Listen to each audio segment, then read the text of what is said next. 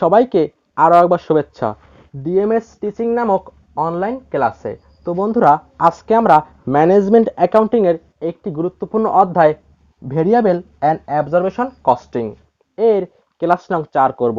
বিগত 3টি ক্লাসে অর্থাৎ এই অধ্যায়ের ক্লাস নং 1-এ কিন্তু আমি দেখিয়েছিলাম এই যে অ্যাবজর্বেশন কস্টিং কি এবং ভেরিয়েবল কস্টিং কি, এবং তুমি কি করে এই অ্যাবজর্বেশন কস্টিং আর ভেরিয়েবল কস্টিং এর দুটি ভিন্ন ভিন্ন ইনকাম স্টেটমেন্ট তৈরি করবা, এবং কি কি বিষয় ওই ইনকাম স্টেটমেন্টে অন্তর্ভুক্ত হবে।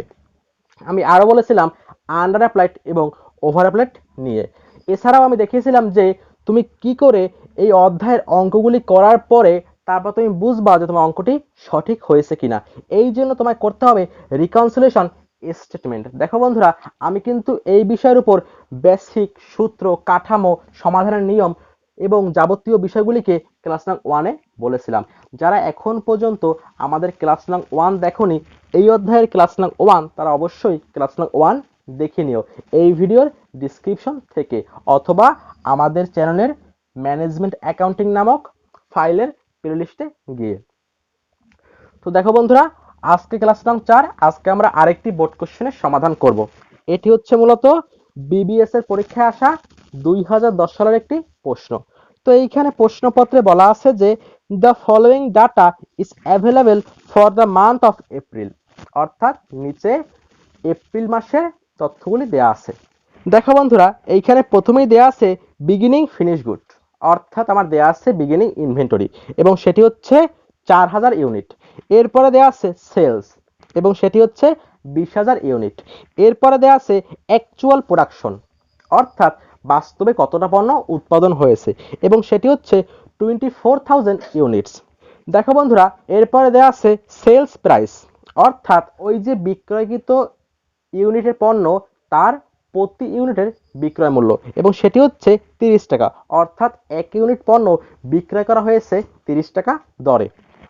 এরপরে দেওয়া আছে ভেরিয়েবল ম্যানুফ্যাকচারিং কস্ট, যার মধ্যে প্রথমেই আছে ডিরেক্ট ম্যাটেরিয়াল, এরপরে দেওয়া আছে ডিরেক্ট লেবার, এরপরে দেওয়া আছে ভেরিয়েবল প্রোডাকশন ওভারহেড।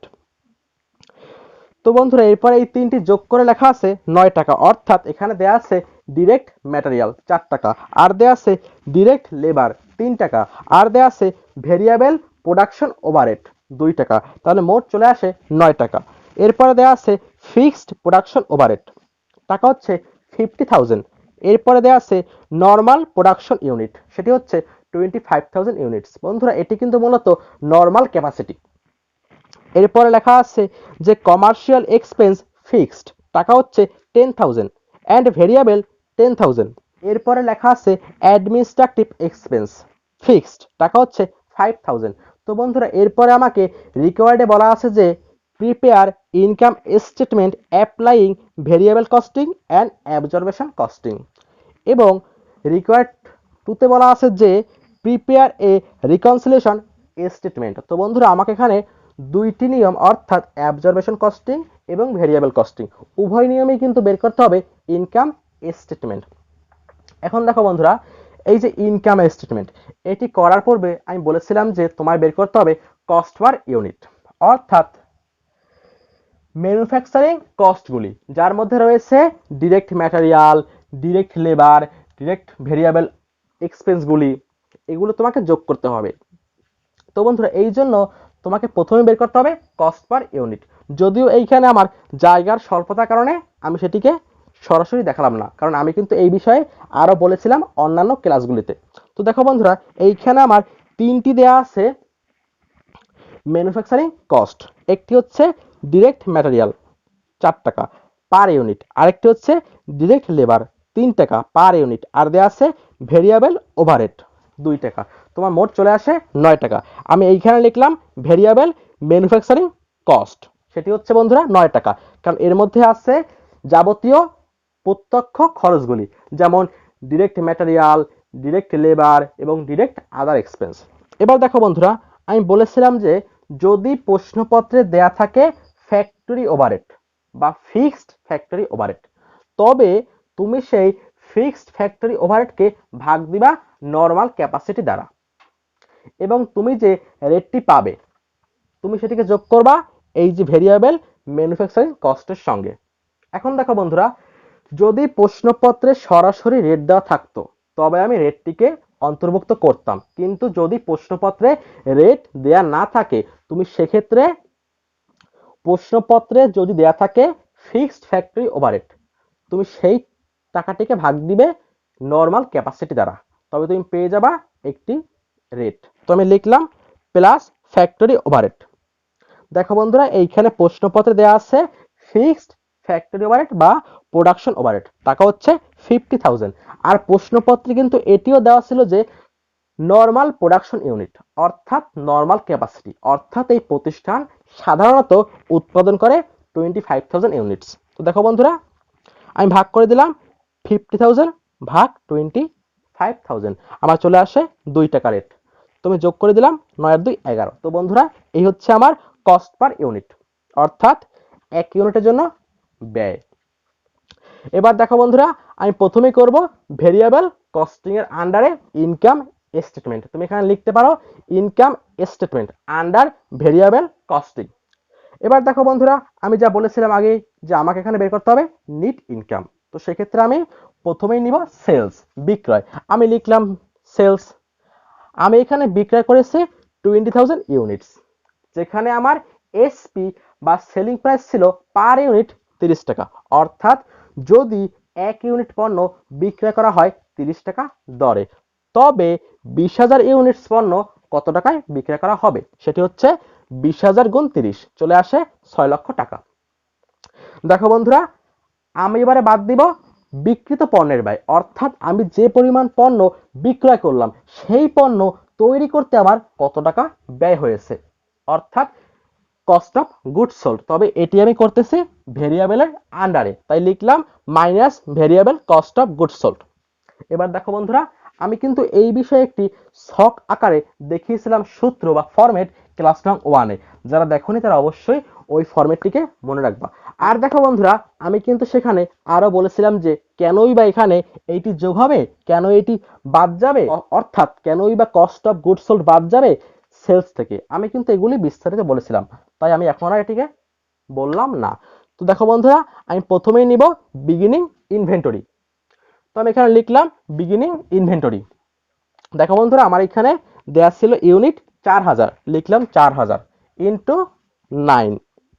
এবার দেখো বন্ধুরা, এখানে প্রশ্ন আসবে যে যদিও আমার কস্ট পার ইউনিট চলে আসলো 11 টাকা, কিন্তু আমি এখানে কেন 9 টাকা ধরলাম? দেখো বন্ধুরা, আমি কিন্তু বলেছিলাম যে বেসিক ক্লাসে যে যখন তুমি করবা ভেরিয়েবলের আন্ডারে ইনকাম স্টেটমেন্ট, তুমি সেক্ষেত্রে এই যে ফ্যাক্টরি ওভারহেডের রেটটিকে অন্তর্ভুক্ত করবা না, কারণ ভেরিয়েবলের ক্ষেত্রে কিন্তু এই ফ্যাক্টরি ওভারহেডের টাকাটিকে অন্তর্ভুক্ত করা হয়। সেই জন্য আমি এখানে আর রেটটিকে অন্তর্ভুক্ত করব না। কিন্তু আমি যখন করব অ্যাবজর্বেশনের আন্ডারে ইনকাম স্টেটমেন্ট, আমি সেক্ষেত্রে অবশ্যই এই রেটটিকেও অন্তর্ভুক্ত করব, কারণ এই ক্ষেত্রে কিন্তু এই যে ফ্যাক্টরি ওভারহেড এর টাকাটিকে অন্তর্ভুক্ত করা হয় না। আমার এই সম্পর্কে আরো বলা আছে ক্লাস নং 1-এ।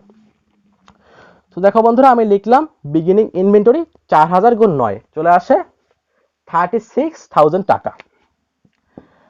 আমি এর সঙ্গে যোগ করব প্রোডাকশন, অর্থাৎ কতটা পণ্য এইবারে উৎপাদন করা হয়েছে, এবং সেটি হচ্ছে 24,000 ইউনিটস, যেখানে 1 ইউনিট পণ্যের জন্য ব্যয় হয়েছে 9 টাকা, ইন্টু 9 চলে আসলো 2,16,000 টাকা। তো দেখো বন্ধুরা, আমি যোগ করলে পেয়ে যাব variable cost available for sale.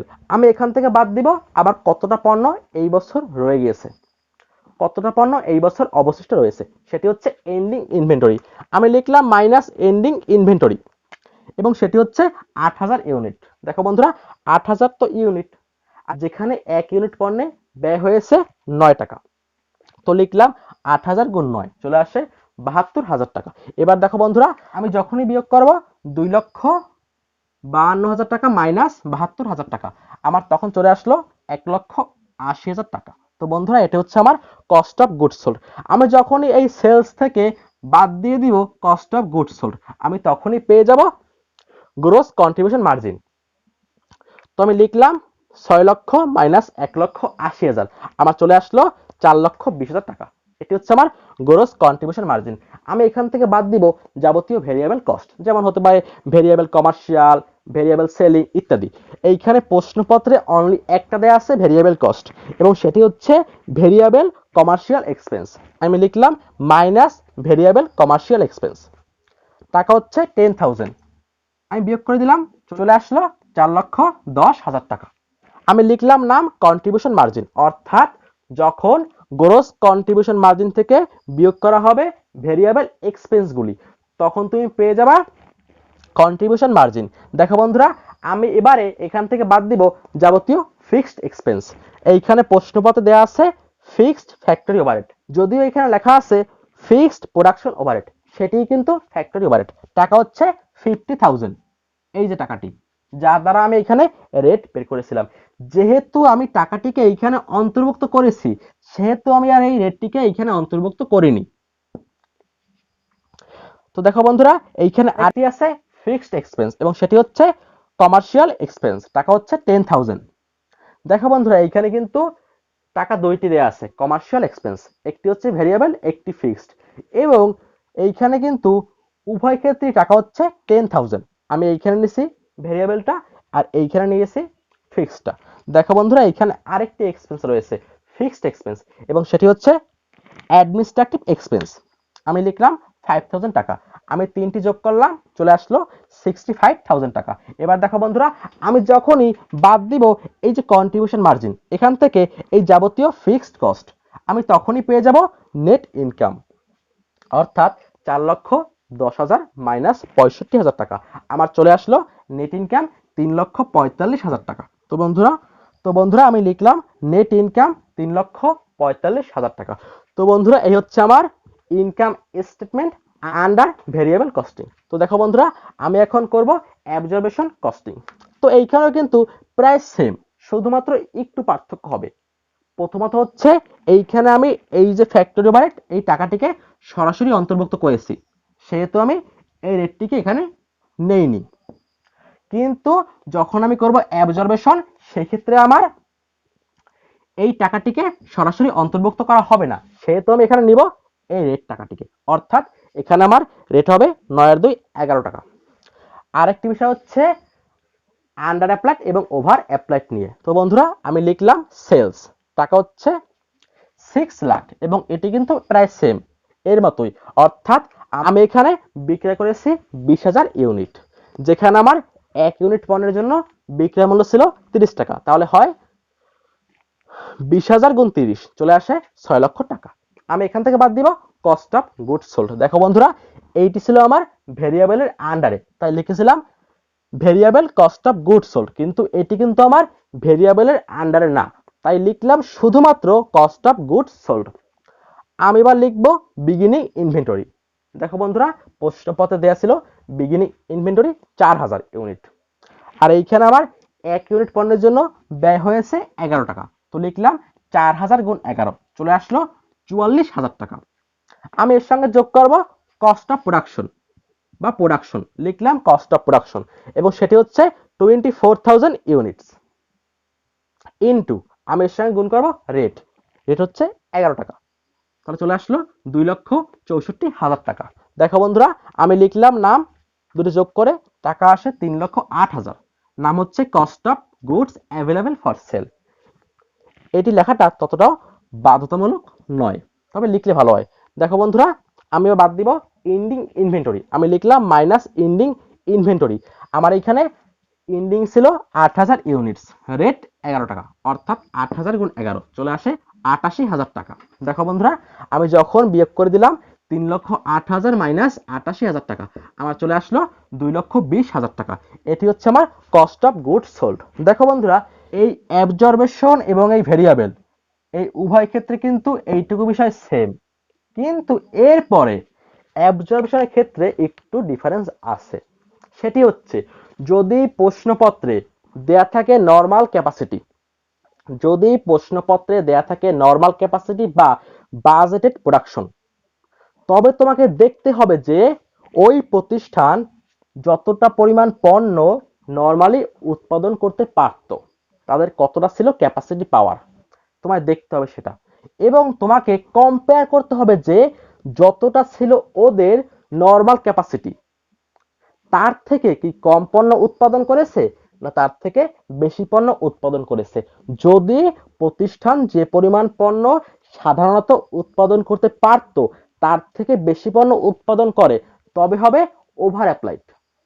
আর যদি প্রতিষ্ঠান যে পরিমাণ পণ্য উৎপাদন করতে পারত যার নাম নর্মাল ক্যাপাসিটি বা বাজেটেড প্রোডাকশন, যদি তার থেকে কম পণ্য উৎপাদন করে তবে হবে আন্ডার অ্যাপ্লাইড। দেখো বন্ধুরা, এইখানে আমার প্রশ্নপত্রে দেওয়া ছিল নর্মাল প্রোডাকশন 25,000 ইউনিটস, অর্থাৎ এই প্রতিষ্ঠানটি সাধারণত উৎপাদন করে 25,000 ইউনিট।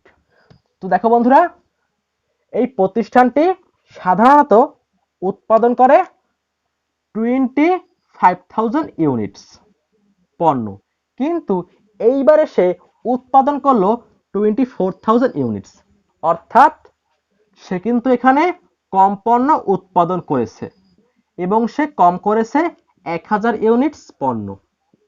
এবার দেখো বন্ধুরা, আমি বলেছিলাম যদি যে পরিমাণ পণ্য উৎপাদন করতে পারতো তার চেয়ে কম পণ্য উৎপাদন করে তবে হবে আন্ডার অ্যাপ্লাইড, আর যদি বেশি করে উৎপাদন তবে হবে ওভার অ্যাপ্লাইড বা অতিরিক্ত উৎপাদন। তো দেখো বন্ধুরা, এইখানে আমার যেহেতু কম পণ্য উৎপাদন করেছে সেহেতু আমার হলো আন্ডার অ্যাপ্লাইড এবং সেটি হচ্ছে 1,000 ইউনিট।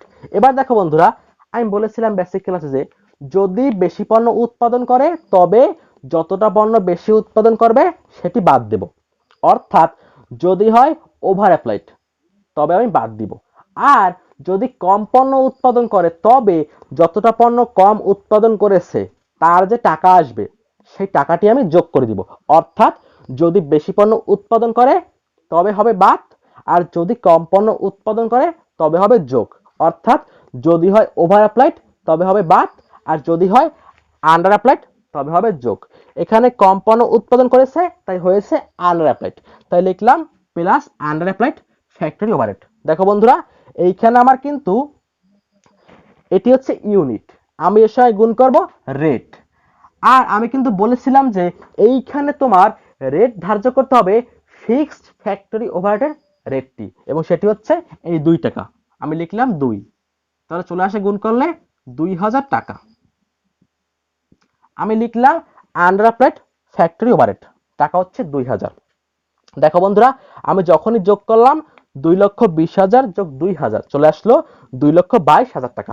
আমি যখনই বাদ দিব এই সেলস থেকে এই adjusted cost of goods sold, যদিও এটি ছিল কস্ট অফ গুডস সোল্ড, কিন্তু যখন এখান থেকে আমি যোগ বা বিয়োগ করব আন্ডার অ্যাপ্লাইড বা ওভার অ্যাপ্লাইড তখন চলে আসবে নামটি adjusted cost of goods sold. তবে তুমি চাইলে কিন্তু এইটিকে এখানেও লিখতে পারো, অর্থাৎ তুমি এই যে লেখাটি কস্ট অফ গুডস সোল্ড তুমি লিখতে পারো এইখানে, তোমার এইখানে না লিখলেও চলবে, যা আমি দেখিয়েছিলাম ক্লাস 1 এবং 2-তে। তো দেখো বন্ধুরা, আমি বিয়োগ করে দিলাম 6 লক্ষ মাইনাস 2,22,000 টাকা, চলে আসে 3,78,000 টাকা। এবার দেখো বন্ধুরা, এর নাম হচ্ছে গ্রোস মার্জিন।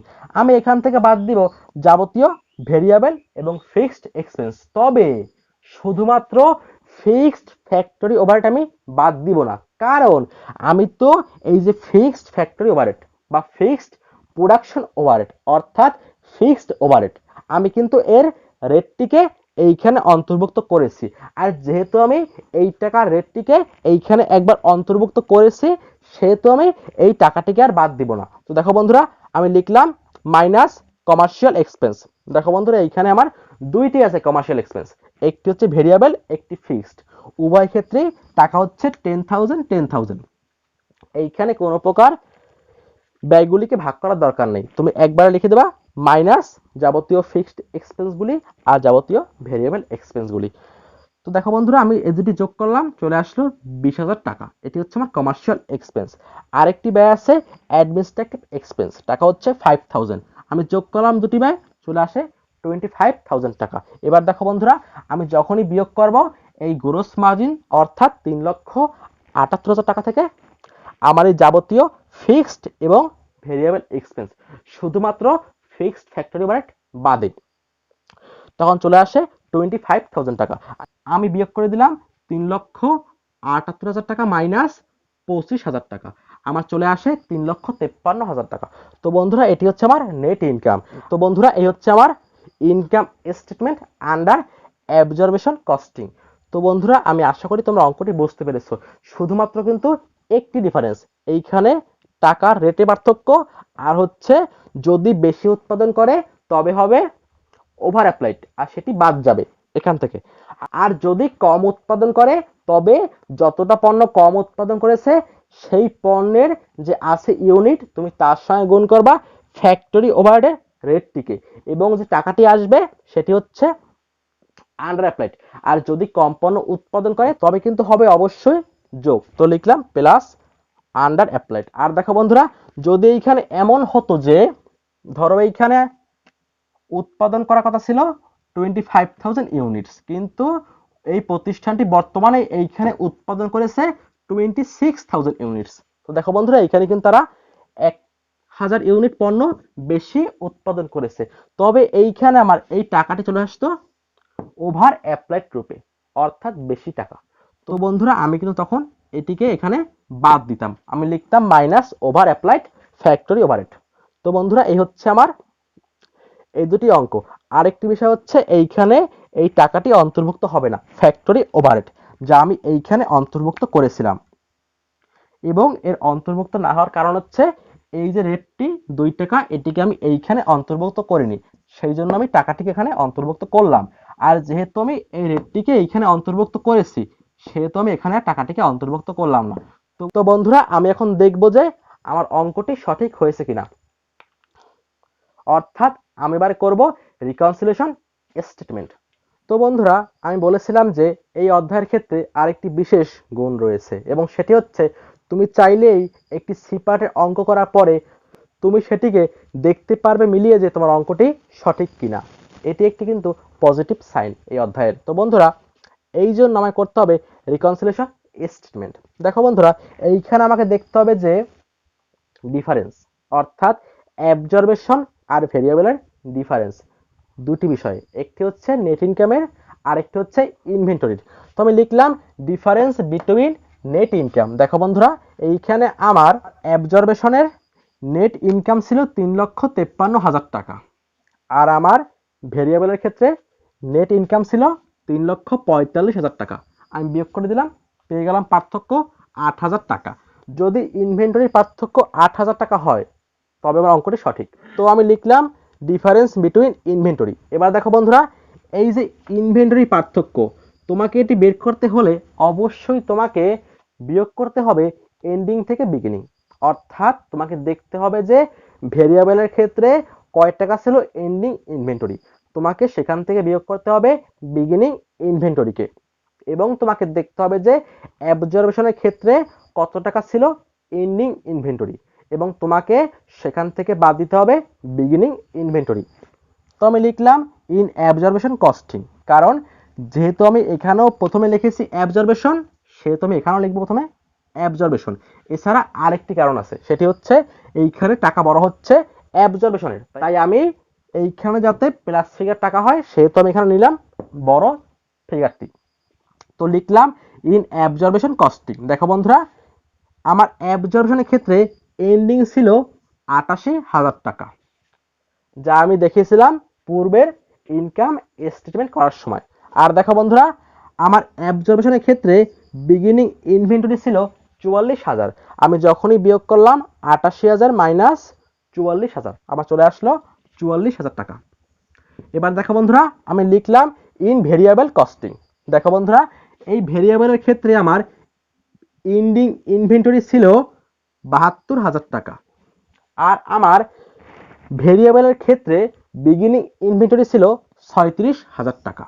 তো বন্ধুরা আমি যখন বিয়োগ করে দিলাম 72,000 মাইনাস 37,000 টাকা আমার চলে আসলো 36,000 টাকা। তো দেখো বন্ধুরা আমি যখনই বিয়োগ করব 44,000 মাইনাস 37,000 টাকা আমি পেয়ে যাব 8,000 টাকা।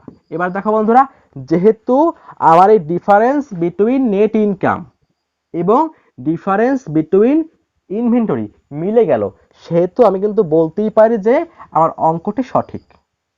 দেখো বন্ধুরা অর্থাৎ অ্যাবজর্বেশন এবং ভেরিয়েবলের নিট আয়ের পার্থক্য এবং অ্যাবজর্বেশন এবং ভেরিয়েবলের মজুত পণ্যের পার্থক্য একই। তো বন্ধুরা, যদি অ্যাবজর্বেশন এবং ভেরিয়েবলের নেট ইনকামের পার্থক্য এবং অ্যাবজর্বেশন এবং ভেরিয়েবলের মজুত পণ্যের পার্থক্য এক হয়, তবে অবশ্যই তুমি থাকো নিশ্চিত যে তোমার অঙ্কটি সঠিক। তো বন্ধুরা, এই কিন্তু আমার রিকনসিলিয়েশন স্টেটমেন্ট করার নিয়ম।